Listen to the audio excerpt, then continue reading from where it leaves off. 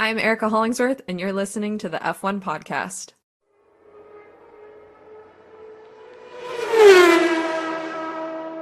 What's up, everyone? It is Ricci here from the F1 Podcast. I'm here with Andrew, Season 5, Episode 16.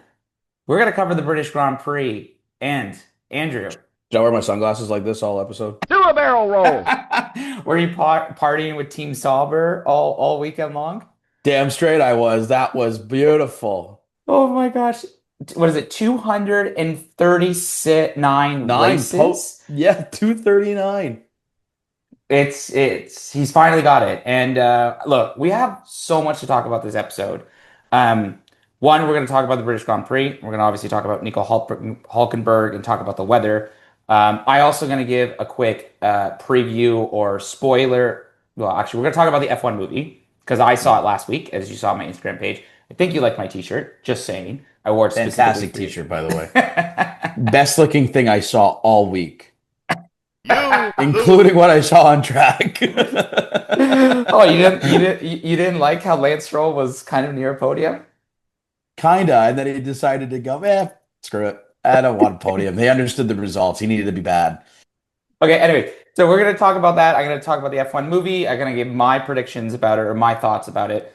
Also going to talk about, obviously the British Grand Prix. But before we get into it, something that we have to talk about, I wouldn't call it the elephant in the room, but Andrew, apparently you are priority on Instagram when you like a photo and you share the same status as Kim Illman. What are your thoughts about that?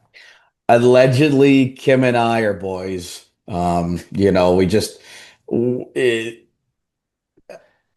just priority. We prioritize life. We prioritize F1. Therefore, Instagram prioritizes us in a way. So yeah, it's. I appreciate I'm able to share the same throne with Kim. I have to pay him like $1,000 every month to make sure I'm there. But all fairness, I was like, when I saw that, I thought, oh yeah, liked your story by my Instagram handle, and then Kim Illman. I'm like, yes, exactly why I am there.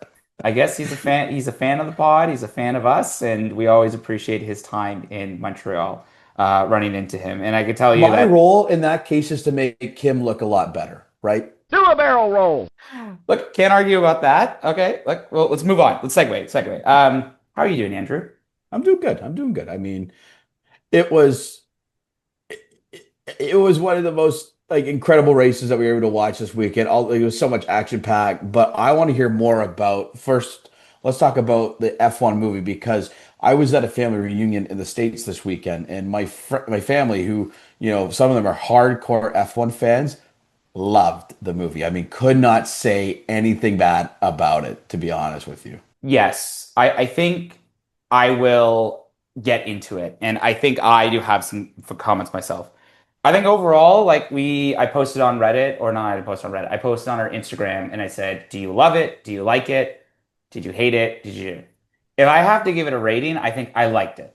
I think overall they did a very good job with the movie. I think from a production standpoint, it's something like $230 million. This is like Apple's most expensive movie that they did, and I think they finally just hit the thresh mark to make, I guess, money. I think they were currently sitting at 293 million worldwide. Just some notes, like the FIA collaborated in the production. Racing sequences were adapted from footage from the 2023 and 2024 driver world championships. And there were moments where Brad and Joshua, the character, both the drivers were on the grid, whether Sonny Hayes or Joshua Pierce were on the grid with the other F1 drivers. And there was a sense of realism that it was real. They clearly, from Lewis Hamilton's perspective, they really put a lot of effort in making it feel like they were the 11th team on the grid. They were a part of it. There are moments, here's my spoiler. There are moments of them obviously interacting with drivers. There are moments where the team principal of the team is doing a press conference with Fred Vasseur Fred and Zach Brown. That was chatting freaking shit hilarious. about him. And like honestly, I just generally thought like Brad's character was hilarious. This guy that used to race in the 90s of F1, and then he's literally going from like, he just won the 24-hour Daytona before he goes to, gets asked to come. And it's funny because him and Joshua are obviously like butt heads throughout the movie. And I think one of my favorite lines is like, "Oh, what was the last race that you won?" And he's like, and Brad's character's like, "Oh, Daytona this Sunday." And then Josh responds, he says, "Oh, like what about F1?" And then he just looks at him, he's like, "Same as you." So it was like it was comical. Like I won't lie, it is a Hollywood-esque movie.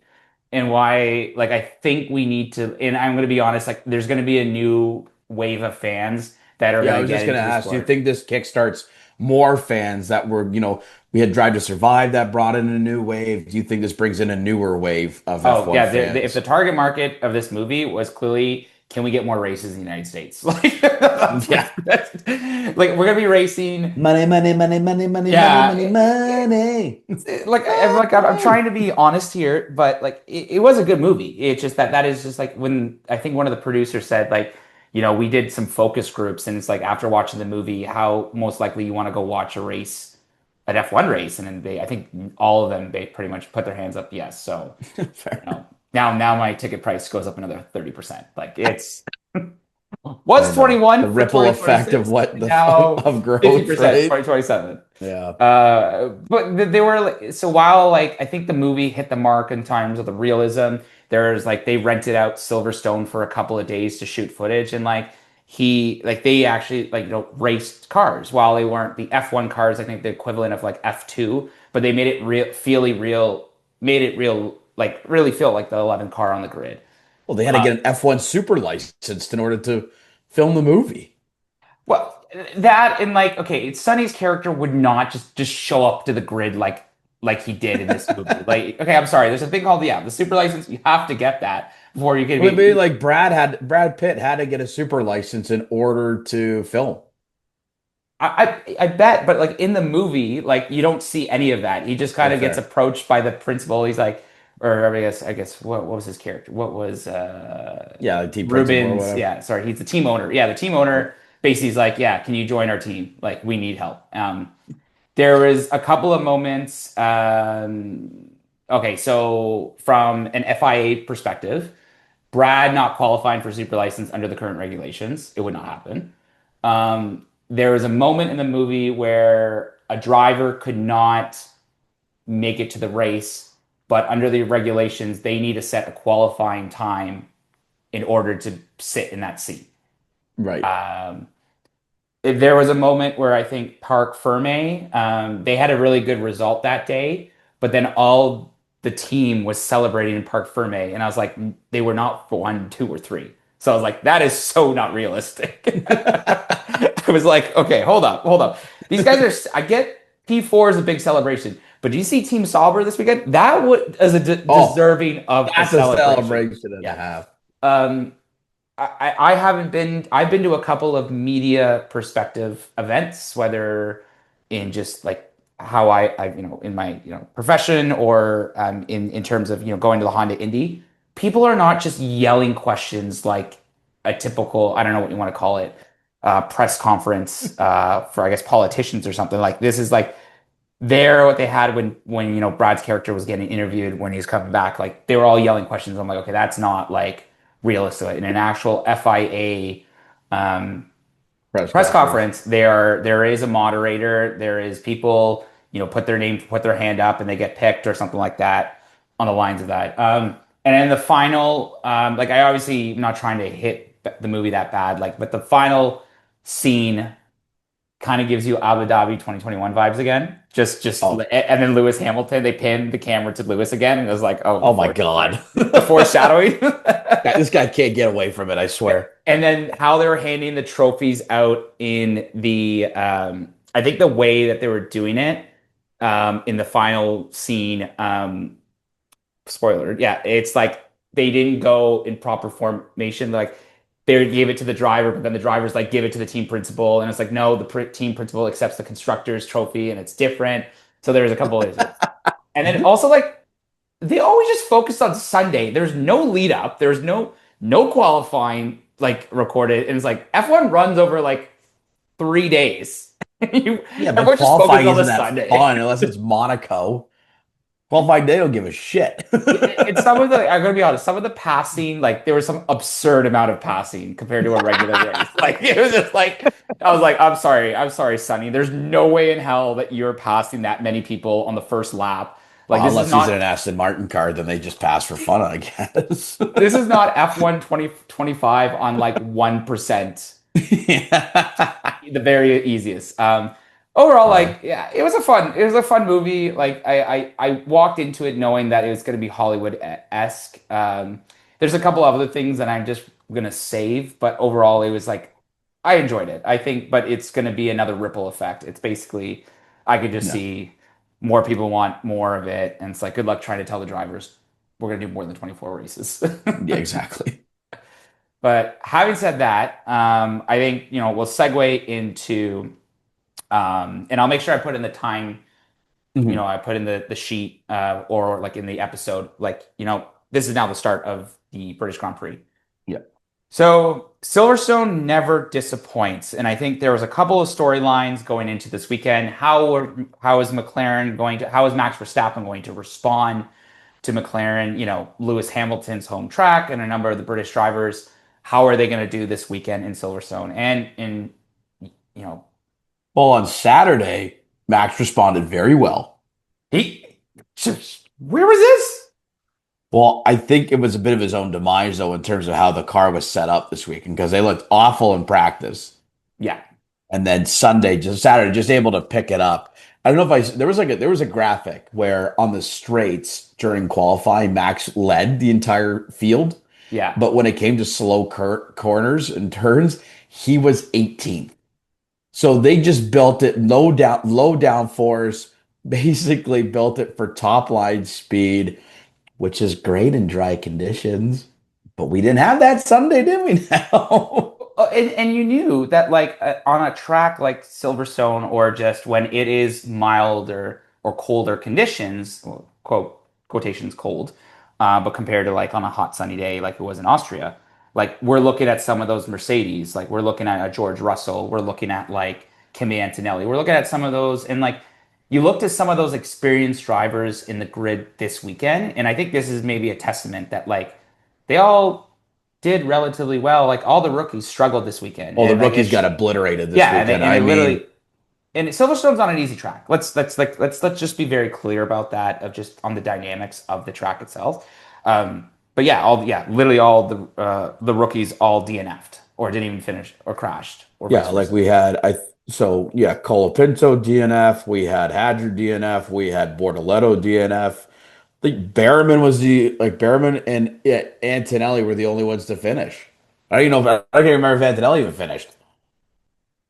No, he had collision damage. He stopped at Oh, right, lap from Hadger. That's right. yeah Yeah, from yeah, lap yeah. 23. But I mean, we could start with it poured during like the F2, F3, then it would drizzle, and it stopped to the point where like the course was soaked, but there were dry patches. So they start under safety car in the formation lap where it was like Hungary 2021 all over Andrew, again. Andrew, I got a question. Where was the wet tires this weekend? I mean, they were there. They just weren't being used. It didn't make like, I think that was one of my biggest concerns. It's like the track was absolutely like drenched at multiple times, and it's like Yeah. even if you try to dry patch, like okay, maybe the intermediates, if you once the track started to dry up, but like obviously people took gambles on slicks or mediums once they saw any sort of, and we can talk Like, about how bad that went. well, here's the thing though, right? So, they had Russell, Leclerc, Hadger, Bortoletto, Behrman, and I believe Colapinto pitted after the formation lap for slicks because it was fairly dry up until the final, like I think it was until like the hanger straight and then like into the final turns where it was soaked. So it was a gamble. Like, do you take slicks at that point or not? So, then they started off, which was huge for Hulkenberg, starting P19 on the grid. But six guys ahead of him pitted, Yeah. basically effectively starting P13, just farther back.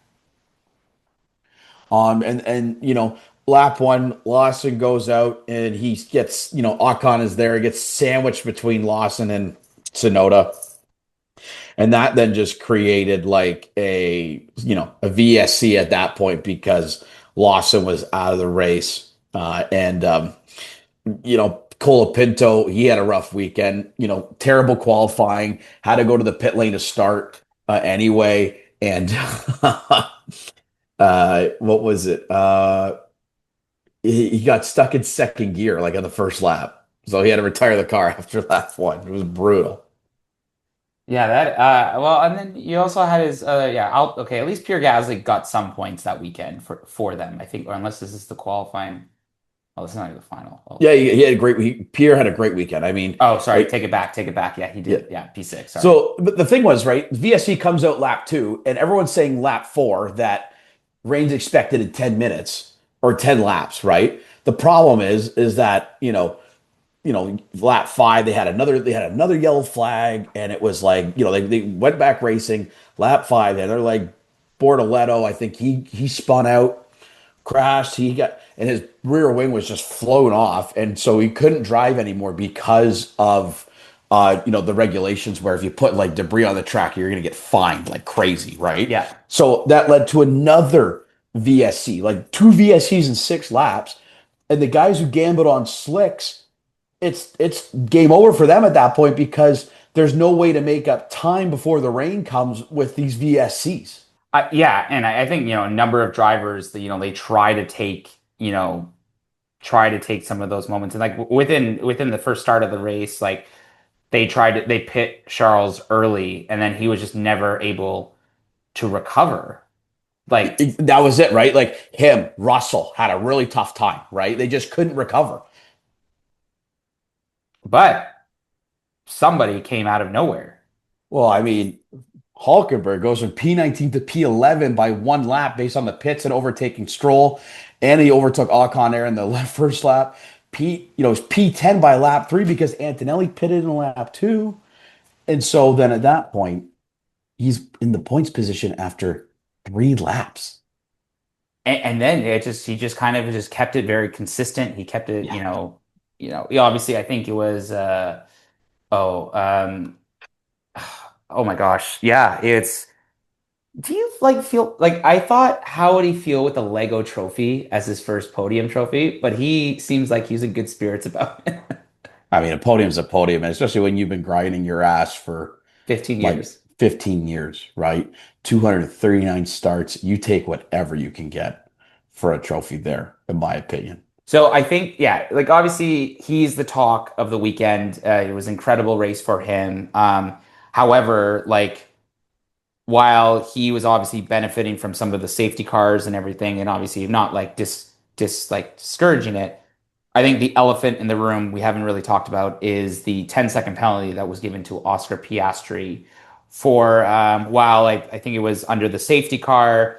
The second safety car ran like lap 21 is where it was the real big issue. So he sped up and then stopped immediately, forcing Verstappen to either and I think the track was still like completely drenchly wet. Well, he says he broke as soon as the lights went out on the safety car to kind of gain a gap. But he went from like 260 some odd kph to like 60. I think it was it was a huge variance, right? And Max had to take evading action to the right. And if everyone goes back to 2020 and watches the Tuscan Grand Prix, similar idea happened when Bottas was very slow, kind of started, stopped, and then went go ahead on a restart. And it created like a 6-car pileup behind him because of the inertia effect and like the Constantina effect in terms of like people were ready to go. And then the stop, it's impossible to make the train stop when you think about it at that point, right? But even Hulkenberg was saying to Piastri in the cool down room, he kind of unked his ass by saying that, what you did was actually dangerous because it created like a big bunch up in the back, which if you look at the tape, it did. Yeah. Well, and especially the track conditions that you had already. with the wet, like, and if you're spraying, if you're the lead driver, you're spraying, and then it's a ripple effect. And like, Yeah. we've talked about visibility, and a number of drivers complained that weekend Well, you or in could see previous. anything Yeah. that lap. So kind of like question is like, how was that even drivable to start begin with? But Well, that's why they brought out the safety car in lap. I think it was like 18 or something like that. They brought it out because of how bad it was. Now, my question to you is 10 seconds too harsh? I think we agree it's a penalty, yeah. but is 10 seconds too harsh of a penalty? But I think because maybe of the conditions, that's why they probably justified 10 seconds. If it was a normal safety car, probably in regular weather or whatever, 5 seconds, okay, probably. But like you kind of don't want to mess around with when the track's wet and visibility is really bad. Like, Well, and when Oscar was like complaining in the post in terms of like, well, you can't break under the safety car now, I guess. I mean, dude, you need to understand that there's a certain situation out here where you need to you need to think of safety as well as your own race too, right? And I mean, if even if he slowed down a little bit, he would have still had time to be able to, fend off Max because on the restart, due to Max's low downforce and he's got no grip, the dude spun.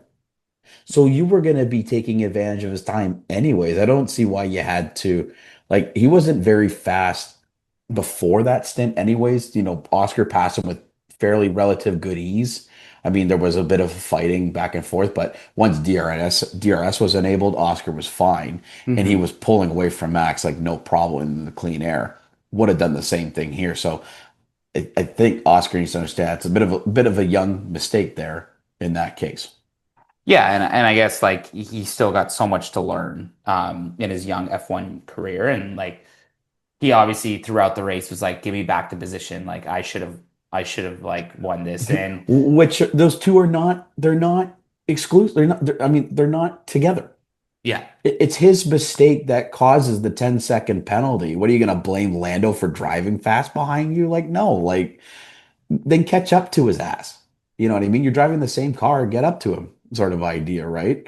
And I mean, uh, again, it's a mistake, but the team has no effect over that, right? mhm. It's not the team's fault you braked right away. It's your own fault.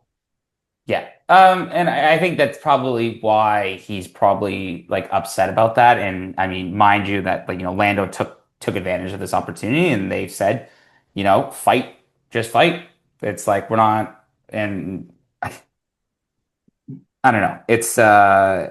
I thought it was pretty like interesting to see those dynamics. Like I think it was a fair, like it was a penalty. 10 seconds probably in those conditions make sense. Well, and what I appreciate from the stewards' perspective is that they kept it consistent all weekend in terms of every penalty they gave out was 10 seconds. Yeah. Like when Sonoda caused a collision on, I believe it was Ocon again. Um, he got a 10-second penalty there. Hmm. Um, or was it Antonelli? I'm trying to remember. One of the guys. Anyways, he gets a 10-second penalty there as well. So it's not like it wasn't inconsistent in terms of the numbers and the timing. It was pretty much straightforward.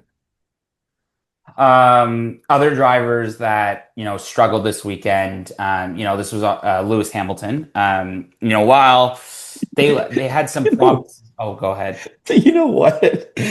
Without the GPS, he didn't have to worry about any terrible strategy. So he just kind of drove his own race for half of it. I think he could have caught like if he had maybe another 10 more laps, I think like Nico Hulkenberg was probably vulnerable because I think at one point it was 7 seconds and then he was able to get it down to like Yeah. five something. So I guess like yeah, he could have easily caught up, not easily caught him, but like if he had the time, it could have worked. Right. But he was just on the radio and he was not afraid to say that car is terrible to drive in the rain. So I guess if I was a betting man, just don't bet on the Ferraris in wet conditions right now. But I mean, I was a little shocked by Mercedes' strategy all weekend. All over the I place. It was all like they pitted for slicks at the start of the race. Terrible gamble it ended up being, right? But then also during the back part of the race, Alonso pitted for slicks. And he was like 8 seconds slower in the middle sector. with that. And even, I'm not even joking, even the Mercedes strategist said that is strategy suicide, literally, quote unquote. And what did they do the next lap? They pit him for slicks. I'm like, okay, I guess. And so, they were only able to get 1 point out of it in P10 finish there. Like, ugh. And poor Antonelli, I mean, again, going back to the fact that you couldn't see anything in front of you, Hadjar couldn't see Antonelli, and by the time he did, he just rams him from behind Hmm. to the point where Hadjar's out. Antonelli's diffuser like basically comes off the back of the car. He has no balance at this point. So then, he just says, we're retiring the car at this point. Too much collision damage. So tough weekend for him. So I think you have the notes here. You have Oscar now only is 8 points ahead of Norris in the World Drivers' Championship. Oh, and like shout out, Oh, we say sorry. Lando Norris, as you mentioned, fantastic drive. Like he took advantage of that 10-second penalty. He was mistake free the entire time. I mean, like way to hang in there. And sometimes you win those types of races, right? Where you just let your teammate make the mistake and you capitalize on it. And I was so happy to see him win the race sort of idea, like in front of his home, country, sort of, because when he was asked when he won Monaco, he says, I just have a flat in Monaco. My home's in Britain. So you Yeah. could tell how emotional he was there. Now, JR, the conspiracy theorists are going to say that the 10-second penalty was provided by Piastri because the stewards wanted Norris to win the race, and that 10-second penalty was going to be the key for being able to get ahead. Well, that now makes him his fourth win of the season. I think, yeah, and he's got 4 wins, one, two, three, four, five second place finishes. So if we're looking at the standings, Oscar Piastri now is only 8 points ahead of Norris in the World Drivers' Constructors Championship. McLaren is now 244 points ahead of Ferrari in the World Constructors Championship. Fourth points finished in a row for Nico Hulkenberg.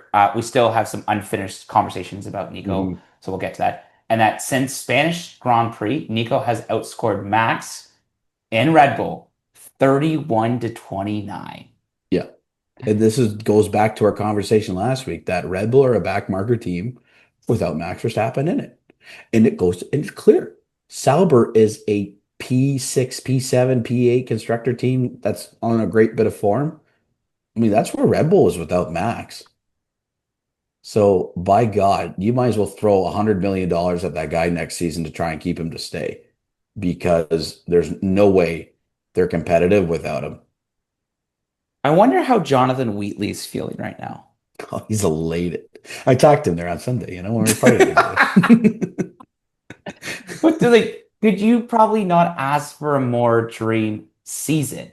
I mean, Nico has found form these last 4 races. The car's looking great. Yeah, like so. I kind of wrote out the roadmap of how we finished P3 today. So lap 1 starts P19. Everybody ahead of him pits. He's P11 by lap 2 after they overtaking on Stroll and Ocon, and then Antonelli pitted lap 3 for slicks, or lap 2 for slicks. So he's P10 by lap 3. Stroll overtook him lap 9 to go to P11. Pits for in lap 10 for P15, which was key. He pitted early when the rain came. That was so Mhm. key in the strategy to be able to overtake it because he moves up to P12 for a pit advantage on lap 11. Lap 12, he moves to P7 because everybody else ahead of him pits. So the pit advantage gained him 8 spots. Albon pit in like lap 13, which he ended up moving into P5. He overtook Verstappen on the spin in lap 22, go to P4. And then he overtook Stroll, who was slow on the softs, lap 35 for P3. So to think about it, he moved up 16 positions in 35 laps. That's wild. Like Ridiculous. I can't even fathom some of the moves there. And I don't know if you even saw this news. Oh, so I forgot you were there. You guys had no champagne. You only had 2 bottles, and then Mercedes had to come give you guys a bunch of bottles. Class act by Mercedes, if I do say. What was not a class act was McLaren after the race So on the during the podium okay, yeah. celebrations. So on the podium, you want to maybe talk a little bit more about that then? Yeah. So I don't know. I don't know if maybe Piastri was pissed because he kind of got uncled by Hulkenberg in the cool down room. telling him to like, what you did was dangerous sort of idea. Maybe didn't want to hear it. Anyways, like the post podium celebration, or like as soon as the champagne pops off, there's Lando and there's Oscar, and they're, you know, cheering with their representative. I don't know who it was that was there to collect the constructor's trophy. And then there's just Nico by himself, spraying like fans, spraying his team. I mean, though, like if it was Lewis, if it was Max, if it was like Fernando, if it was anybody else on the grid, in my opinion, they are gonna bombard and celebrate Nico's podium. And maybe we to make too much of a deal out of it, but optically it looks terrible on both actually on Lando McLaren and Oscar. Yeah, I guess like that's yeah. So a lot of people probably had questions on that because like whether if it was like should, but also like if I'm the other two drivers, like okay maybe like okay this is gonna be controversial, but like hey like this is his first time on here, maybe let him enjoy just the time on the podium because like you hear from drivers like Pierre Gasly or Daniel Ricciardo, or I think Pierre Gasly definitely, like it took him a while to get off that, I think that podium in Monza in I think 2020 when he won the Italian Grand Prix, because I think he said in the media, I was like, I don't know the next time I'm going to be up here. And even Yeah, like that's That's fair, but I mean, like, I think you want the whole celebration, right? Like, you want the champagne just doused on you, and then you can take your time, go back to the podium, take your time yeah. on it, sort of idea. But I don't, it looked like it was like they didn't want him to be there. It was weird. Yeah, I think it reminded me of I think it was 2005 when Tiago Monteri, I don't know if I'm pronouncing it, he drove for Jordan in Toyota. If you remember, the 2005 United States Grand Prix was the controversial one with the Hmm. tires. And so normally I think at the time a Jordan Toyota would not end up on the podium, but then he ended up on the podium. And apparently that was like a huge rager that they had because they were on the podium. Anyway, nevertheless, yeah, fair. I still can't get over the Lego, like maybe the Lego trophies. That still has to grow on me. But like, like Oscar doubling down, saying like, "Oh, it's like getting your first trophy being a Lego trophy." It's like, dude, shut up. Who cares? It's his first time being here. Let him enjoy the post race press conference of him being there, right? Yeah. I guess anything final from this weekend. I guess kind of some of the storylines going into, is it Belgium? Yeah, Belgium is the next race, I, so we got a bit of a break. I We got the mean, Honda Indy coming up here yep. in Toronto, that I will hopefully be attending, if you are listening. But yeah, I guess like kind of what were some thoughts kind of Final after. thoughts. I'm gonna say, like, I mean, Aston Martin had it in their pocket for a P3 finish. They really did with Stroll. They put it on the softs, and he tried to like make them last. It did not. I didn't appreciate the fact though that he said literally to his team driver engineer at the end of the race that quote unquote, and I'm using his words, Yeah. that this is the biggest piece of shit he's ever driven in his life. I'm like, thank you for being very, very positive in terms of development of the car. And I'm sure that's very motivating back at the Brackley factory for them or wherever they're located in that case. But yeah, double points finish, should have had a podium. Oh well. Charles Leclerc had an abysmal weekend, man. I mean, that guy was on the track, off the track, on the track, off the track. He was everywhere. Yeah, the car did not look really good in those conditions, and I don't think he really has a good history at the British Grand Prix. Yeah, like back to back 14th place finishes. And he finished P9 in what year was that? That was, I think, the 2023 GB4. I mean, the year before P4, year before, I think it was P2. Yeah, so it seems like a track that he's been struggling in. I guess the weather did not obviously help, but it's kind of been it's probably a track that he does not Yeah. want to be on anymore. I think my final thought is, I don't know about you, but to me, Silverstone watching on TV is one of the best viewing experiences for racing they have because it's so open in like the old RIF base, right? like the helicopter and the cameras can get some incredible racing shots aerial wise.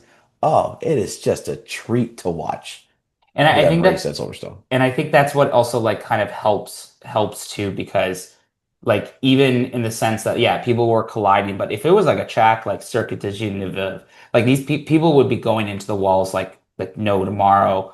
How open Silverstone is, like there's been a couple moments where like you thought this person was out, but then they were able to get back onto the track, and we could have had even I'm just like more red flags, I think, if this was a more narrow track. I'm gonna be very honest with I you. mean, they had like four VSC/safety cars in a matter of like 20 laps. It was insane. And I also got to give kudos to the fans because, like, they had, I think it was over 500,000 this weekend for the British Grand Prix. And then them sticking it out. Yeah, estimated attendance 500,000. Them sticking it out Incredible. in this weather, like, kudos to we had a couple of our friends that were there. It's pretty exciting. I have some friends that are going to Belgium, and I can't wait to hear about that. Um, but I think we can end it with this week's episode of the F1 podcast, season 5, episode 16. Um, Nico Hulkenberg, a podium Nico finisher. freaking Hulkenberg. Finally, it's been years coming. This guy deserves his flowers. Unbelievable. Now that he's got his first podium, do we get his first win? I don't know. I don't know. Maybe next year at Audi. Who knows? That would be crazy. Time will tell. Time will tell.